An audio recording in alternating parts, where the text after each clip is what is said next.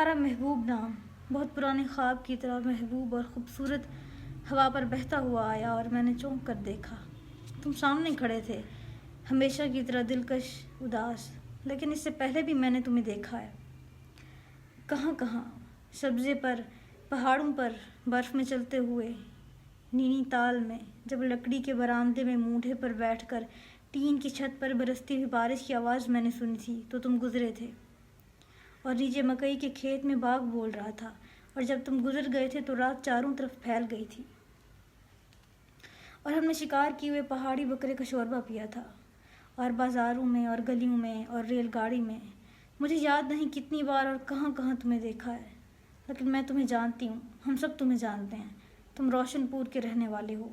اور بہت زود و رنج ہو، تم نے ایک بازو گوا کر ایک کراس حاصل کیا ہے، تم روشن پور سے چلے گئے تھے، تم سے کس نے کہا تھا؟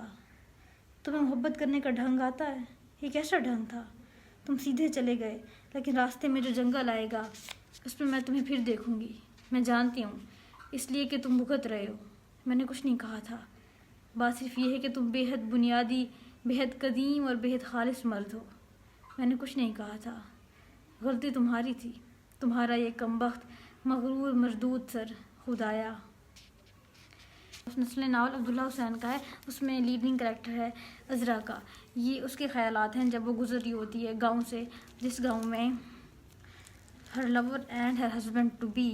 نعیم رہتا ہے، اور نعیم کے بارے میں بڑا اچھا لکھا ہوا ہے اسی پیراگراف کے اوپر ہی، کہ